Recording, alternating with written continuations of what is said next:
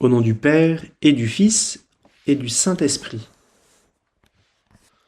Mon Seigneur et mon Dieu, je crois de tout mon cœur que tu es ici, que tu me vois, que tu m'entends. Je t'adore à genoux devant toi. Je te demande le pardon de mes péchés et ton aide pour faire de mon mieux ce moment de prière. Marie, ma mère immaculée, Saint Joseph et mon ange gardien, intercédez pour moi. Je t'écoute, Seigneur. Je veux t'écouter davantage. J'ai reçu un jour un triste témoignage. Une personne me montrait le visage d'un homme qu'elle connaissait et qui faisait la une d'un magazine catholique. Elle le connaissait dans sa vie professionnelle, mais avec un autre visage. Elle le connaissait comme quelqu'un de très désagréable, qui ne respectait pas ses collaborateurs, qui exerçait aussi une véritable pression sur tous ses subordonnés. C'était malheureusement un triste témoignage qui me fait penser à ce que Jésus dit aujourd'hui aux scribes et aux pharisiens. Les pharisiens enseignaient dans la chair de Moïse, mais ils n'agissaient pas d'après leurs actes. Ils disent mais ne font pas, dit Jésus. Ils élargissent leurs phylactères, ils rallongent leurs franges, ils aiment les places d'honneur dans les dîners, ils aiment recevoir des gens le titre de rabbi. Ils disent mais ne font pas. Alors tu peux, toi qui m'écoutes, faire toi-même l'expérience d'avoir parfois une division intérieure, d'avoir plusieurs vies dans une seule.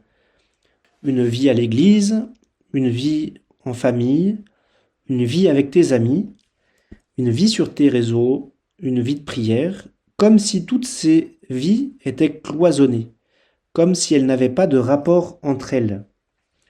Tu as peut-être aussi éprouvé la difficulté de relier ta participation à la messe le dimanche, ta vie de prière, par exemple ces 10 minutes avec Jésus, et ta vie concrète.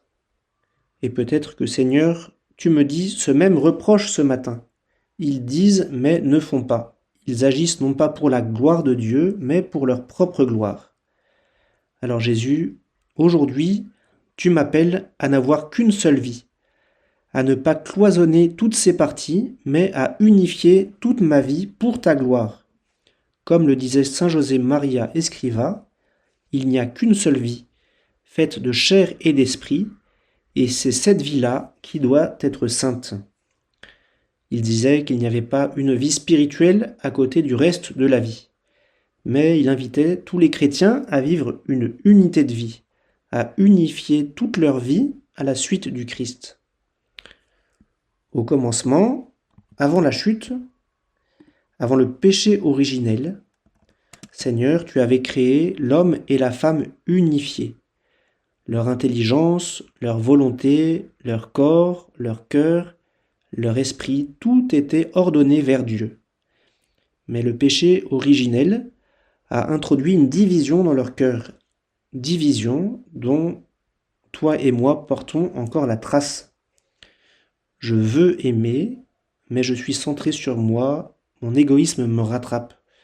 Je veux prier, mais j'ai tendance à retarder mon temps de prière. Je sens un combat intérieur. Je veux être pur dans mes paroles, dans mes actes, mais je me laisse entraîner à salir mes regards, à salir mes pensées. Je veux être généreux, mais je calcule mon don aux autres. Seigneur Jésus, tu es venu sauver tous les hommes. Tu es venu les restaurer dans leur unité qui avait été blessée, corps et esprit. Et cela passe par le don de ta grâce, ce don que j'ai reçu le jour de mon baptême, ce don qui ne cesse de venir me transformer de l'intérieur, dans la mesure aussi où je coopère avec la grâce, dans la mesure où je dis oui aux appels de l'Esprit Saint dans mon cœur. Jésus, tu veux me sauver, mais pas sans moi. Tu m'invites à coopérer avec la grâce, à mener un combat avec toi, spécialement durant ce temps de carême. Le carême qui est un temps de combat spirituel pour que notre vie soit toujours plus unifiée en Jésus, pour que nous n'ayons qu'une seule vie qui rende gloire à Dieu. Saint José Maria disait que le cœur de l'unité de vie, c'était rechercher la gloire de Dieu en tout, pas seulement dans la prière, mais dans tout le reste des activités de la vie ordinaire, dans un devoir de maths, dans mes activités sportives, dans mes études, mon travail professionnel, dans mes relations sociales, dans mes amitiés, mais aussi dans les choix moraux qui peuvent se présenter à moi, dans les choix difficiles. Alors Seigneur, est-ce que dans toutes ces activités, je recherche ta gloire ou est-ce que je recherche la mienne? Est-ce que je travaille par amour pour toi ou simplement pour être bien vu de mon patron ou de mes collègues?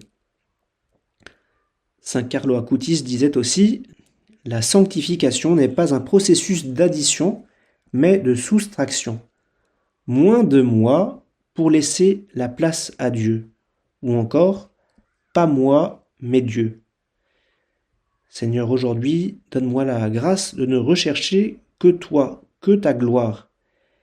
Et donne-moi aussi la grâce de rectifier si je m'aperçois que je recherche davantage mon amour-propre, pas moi, mais Dieu. Et cela de manière particulière dans mon travail, dans ma vie professionnelle, qui occupe une partie importante de mes journées. Donne-moi la grâce de transformer mon travail en prière. Saint José Maria disait encore: 1 heure d'étude, pour un apôtre moderne, c'est 1 heure de prière. Il invitait à mettre une croix sur son bureau, à offrir son travail, à le faire de tout son cœur, en présence de Dieu, en soignant les moindres détails, en le faisant avec amour. Et aussi il invitait à mettre une intention particulière, une intention surnaturelle à ses heures de travail, pour la paix dans le monde, pour l'Église, pour les malades, pour mes collègues, pour tel ou tel ami que je cherche à rapprocher de Dieu. Ainsi, il invitait à transformer les heures de travail en un dialogue avec le Seigneur, comme le Christ dialoguait avec son Père dans l'atelier de Nazareth. Alors Seigneur, les heures d'études que je vais faire aujourd'hui, les heures à mon atelier, à mon bureau, à ma cuisine, sur mon tracteur, dans ma chambre, fais qu'elles deviennent une prière. Donne-moi la grâce de ne pas me distraire, donne-moi la grâce de soigner les détails, donne-moi la grâce de les offrir avec amour. Que mes paroles soient conformes à mes actes et fais que les personnes qui m'entourent puissent reconnaître en moi ton visage. Que je puisse porter un témoignage cohérent de ma foi auprès de toutes les personnes que je vais rencontrer.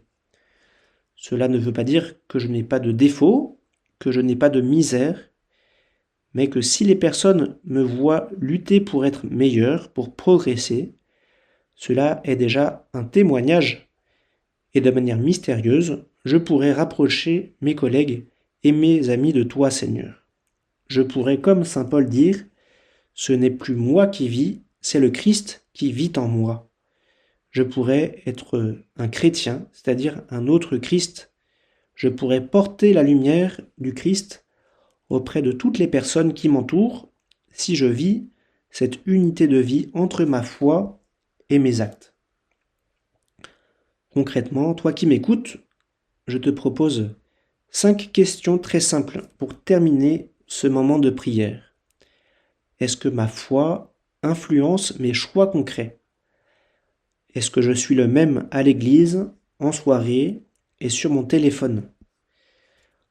Est-ce que mes études ou mon travail sont offerts à Dieu? Est-ce que je recherche la gloire de Dieu ou ma propre image? Est-ce que je laisse le Christ entrer en tout dans ma vie ou seulement dans une partie? Vierge Marie, toi la servante élevée par la grâce de Dieu, donne-moi la grâce de ne rechercher que la gloire de Jésus, ton Fils, dans les actions de ce jour. Si j'ai un mouvement de vanité qui surgit aujourd'hui, pas moi, mais Dieu. Si je recherche la vaine gloire, pas moi, mais Dieu. Si j'ai la tentation de briller dans les dîners mondains, pas moi, mais Dieu. Je te remercie, mon Dieu, des bonnes résolutions, des beaux désirs et des lumières que tu as semées dans mon cœur pendant ce moment de prière. Je te demande de m'aider à les faire fructifier. Marie, ma mère immaculée, Saint Joseph et mon ange gardien, accompagnez-moi toujours en chemin.